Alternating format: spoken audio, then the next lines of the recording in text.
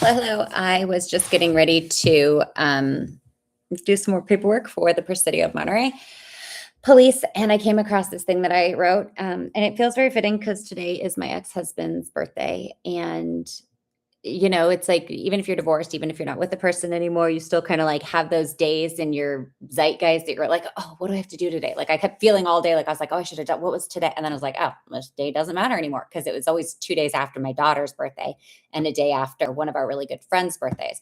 So like the 6th, 7th, and 8th of February are always like busy. It's always a busy week because there's always like three things. And I was like, okay, I did the one, I did the other. What's the third? And I was like, oh, that's right. So, anyways, in honor of that, because I'm looking for this video of my ex-husband on camera coming in and out of our house 3 times, whatever, or 9 times. I'm just providing it to the Presidio.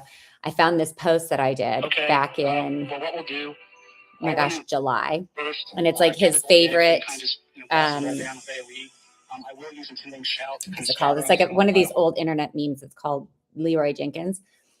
And so I wrote this, and in honor of trying to find like grace and healing in the process of escaping domestic violence and recovering from DOD sponsored abuse by an active duty military member. This is what I wrote back when I posted that. I said, in honor of the kind, loving, gentle, sweet, never in a million years did I think he'd be capable of heart shattering, soul eviscerating, mind numbingly ruthless cruelty he inflicted on his 3 beautiful children and their mother after 16 years of unflinching dedication to him and his career above all else. Second Lieutenant Butterbar I married and miss with all my heart. If the godless lieutenant colonel that is so filled with pride, ego, self-hate, and resentment that you became unalives me or has his military buddies do it for him, please remember, I loved you once, and I offered to forgive you 1,000,000 times under one condition, that you had to stop hurting the children and I. Because I don't think you quite understand, Dan, that when you hurt a child's mother, you hurt the child. I was your cover girl for too long, your fall gal to keep us all safe from your fear of failure, your perpetual scapegoat to project the shame of your unquenchable thirst for perfection above all else onto. If you can't stop yourself from hating me for speaking the truth as much as you hate yourself for what you know you did, look into our children's eyes and know that destroying their mother will only continue to harm them.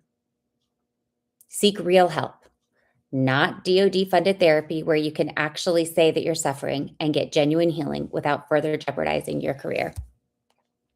Seek repentance. The priests of our parish warned me that even if you do seek religious contrition and ask for forgiveness the way you've already sought to utilize and weaponize the church to further enact your abuse, which forced them to advocate for the annulment of our vows due to your irrevocable violation of their sanctity, have said that there is always a path back to the Lord. Seek peace. Wave the white flag, like I did at one of our visitations. Admit to your wrongs. Stop seeking to conceal your imperfections. Distract your actions and place the blame on literally anyone or anything else. Look into our children's eyes and ask yourself, is this truly how an officer and a gentleman behaves when they knowingly harmed an innocent civilian, let alone the mother of their children? Despite it all, my once friend, and whether you like it or not, the forever father of my children, I loved you once, and I can forgive you from afar once the children, pets, and I are safe. This doesn't have to be how our story ends. So I've been talking to several other military fathers who are in the same position, like as I am, but like on the other side of it. And there's been a lot of like peace and healing with that and trying to see like how this happened through their eyes.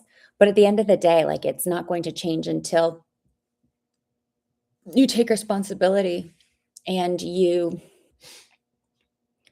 apologize and seek contrition. And you know me, I can literally forgive for anything. You just gotta say you're sorry. And at this point, I'm not waiting around for that, but it's going to be important down the line when our kids are older. because they'll see all of this. I'm not going to stop, if anything, I'm gaining momentum. The podcast's taken off, and you finally kind of like reached checkmate, because here's a really interesting thing, Dan. You continue to try to weaponize and criminalize me. But went through and looked at your trial briefs that you've been submitting. It's really obvious. Respondent's own trial brief explicitly requests that the family court reserve jurisdiction over the division of marital retirement assets, including his military pension and thrift savings plan, until the pending criminal case against me is concluded, and further states that he intends to seek 100% of those assets if a conviction occurs. This is a direct admission that the criminal proceedings are being used as leverage to withhold community property occurred during a 17-year marriage and to influence custody and financial outcomes in civil court. Conditioning access to marital assets on the outcome of a criminal case is inconsistent with California law and highlights the coercive use of parallel processes to deprive a survivor of custody, financial stability, and lawful marital resources. And then we have this side-by-side comparison. So this is how I caught your attorney using my confidential, what do you call them? My confidential records. Okay. So we'll just go through and look at this. Okay, so here's a clean side-by-side comparison. I can use verbatim in an email to my public defender, because we're working on something to see if the DA is going to end up prosecuting you as a DA facing attachment. Okay, so it only relies on Daniel's trial brief, which he submitted into evidence in Commissioner Silman's court on December 10th, 2025, in case 23FL001112, which is not a confidential case, so I'm free to cite it. His position during his trial brief dated 11/12/2025 was, request the court to reserve jurisdiction over division of his military pension and thrift savings plan until the criminal case against the petitioner is concluded. So ladies and gentlemen, if you're a military spouse and you think that the DOD is going to protect you, they're not. And if you think that you won't be bodied by a man that you were married to for 17 years, don't hold your breath. So retirement benefits secured during a marriage are community property under Family Code 760-2550. Division may not be conditioned on the outcome of a criminal prosecution. Next one. His trial brief states that if petitioner is convicted, he will seek 100% of his pension and thrift savings plan.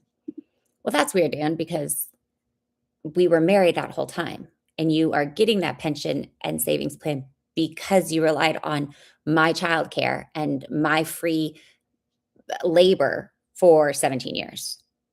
So that's weird that you would try to deprive me of that, because we were married all that time, and you can't go back and undo the years that I supported your career. But that's exactly what you're trying to do, which is very 1950s of you, and I don't like it. I don't think anybody does.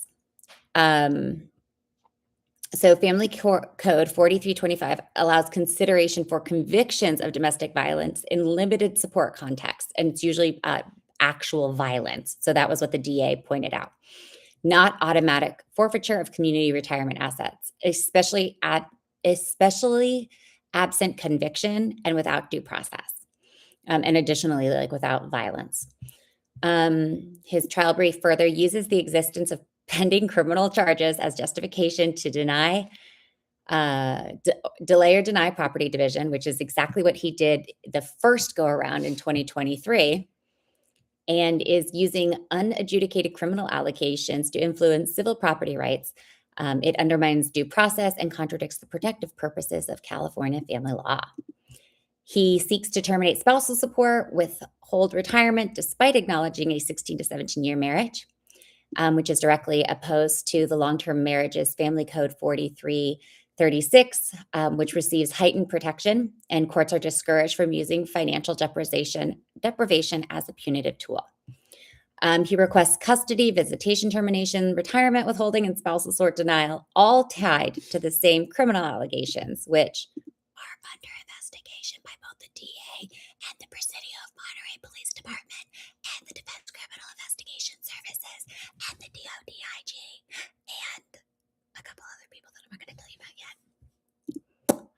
This reflects cross-forum leverage, a recognized litigation abuse tactic where criminal, family, and financial proceedings are used together to coerce outcomes rather than resolve disputes on the merits. Additionally, he asked the courts to reserve retirement jurisdiction specifically because the criminal proceedings are pending. This is an express admission that the criminal case is being used as leverage in civil courts, supporting concerns of coercive control and economic abuse, which is exactly what the public defender said. Plain language takeaway. Respondent's own trial brief confirms that the pending criminal case is being used to delay and potentially deny my access to community retirement assets earned during a long-term marriage. Conditioning civil property division on criminal prosecution outcomes is inconsistent with California law and illustrates the use of parallel proceedings as a coercive financial and custodial strategy rather than a neutral legal process. Let's go ahead and pinpoint page citations and grab direct quotes. Okay, so here's the thing. Always go into the actual document and make sure that you're like really, so this is what I do whenever I use chat. So I go in and I pull up, and then I go to the document itself. Why does it say Petitioner Troy Jennings trial brief? That's weird. What the heck? That's weird. Who the hell is Troy Jennings? Why is it saved as that? That's bizarre. Oh my gosh. Did Cornwall use this for somebody else? That's wild. What? What? Okay, so here's like all of this stuff that she wants me to like pay them. She's so wild. Okay, here's hers.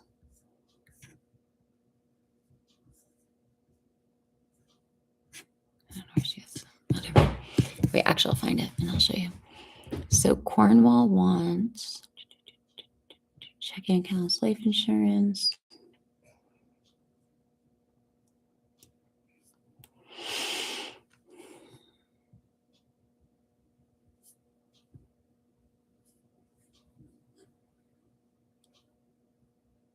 Boom. DVRO attorney's fees are agreed to by the parties and ordered on court. Yeah, right. No, they weren't. Fuck off. You're so stupid. This woman is like literally a psychopath.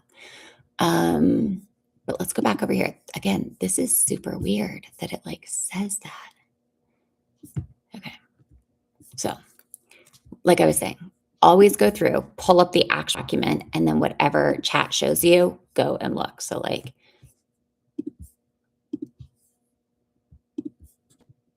okay, so here's our side-by-side. Pinpoint citations. Okay. Court to reserve jurisdiction over the division of Daniel's military pension through a savings plan, Victory IRF, and Autumn's FERSRA until criminal case is concluded. Why this matters, it's a direct admission that marital assets are being withheld because of pending criminal case, not because of any property law analysis. That's obviously page 1. We can like see that one's super quick and easy. It's like right there. Boom. There it is. There it is. And then it says number 11. Where's number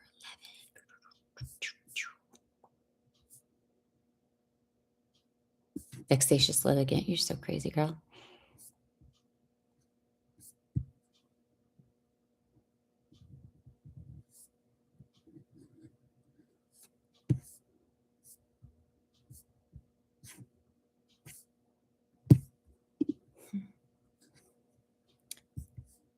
Page 11. If Autumn is convicted, Daniel will be requesting 100% of both his pension and thrift savings plans. Let's go find that.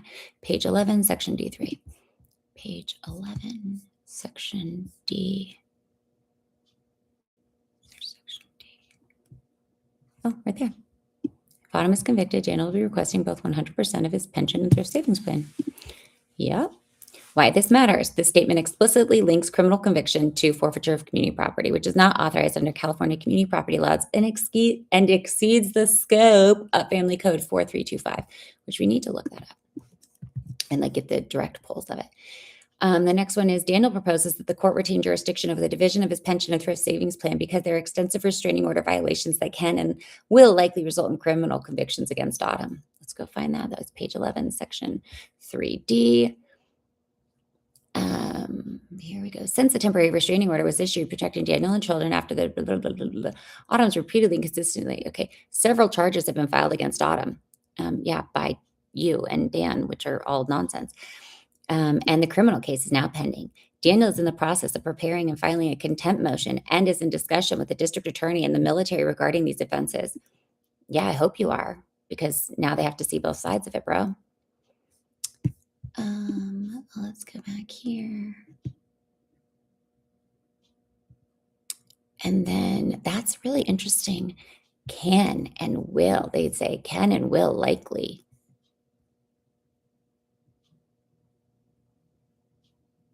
Look at that. Daniel proposes the court retain jurisdictions because there are extensive restraining order violations that can and will likely result in criminal convictions against Autumn, supporting the position that Daniel should receive 100% of his pension and retirement plan.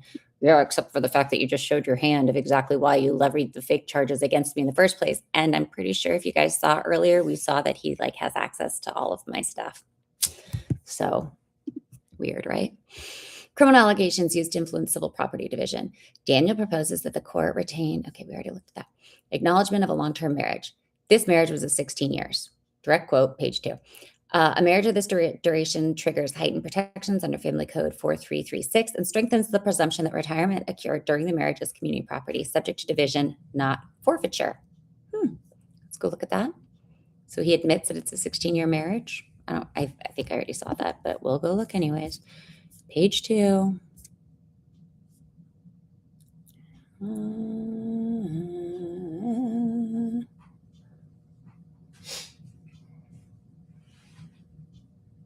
God, I cannot wait to actually get all this evidence compiled for everybody. Okay. Criminal case used across custody, support, and property. Several charges have been filed against Autumn, and the criminal case is now pending. Daniel requests the court refrain from division. Okay, we've already talked about that. Maintaining jurisdiction over spousal support allows Autumn to have additional means to continue her litigation abuse against Daniel beyond judgment. Girl, I've offered so many offers to just settle. This reframes financial deprivation as a control mechanism, not a need-based analysis, reinforcing that financial tools are being used punitively. So, respondent's trial brief repeatedly and explicitly conditions the division of marital retirement assets on the outcome of a pending criminal case, stating an intent to seek 100% of community retirement benefits upon conviction, thereby demonstrating the use of criminal proceedings as leverage to deny custody, spousal support, and lawful access to marital property occurred during long-term marriage. So we are going to look at one more thing.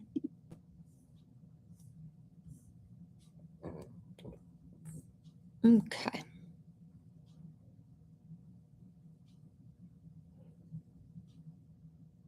Actually, I'm not going to share that with you guys. But that's just like a little teaser, if you're a military spouse, of how a lieutenant colonel who you're married to for 16 years can pervert these systems meant to protect women and children and survivors for their own selfish greed, especially when they have an attorney who's trying to get $114,000 from your escrow account of a house that you're forced to sell, despite the fact that you just wanted to go live there with your kids and be safe. So, see you guys later. Bye.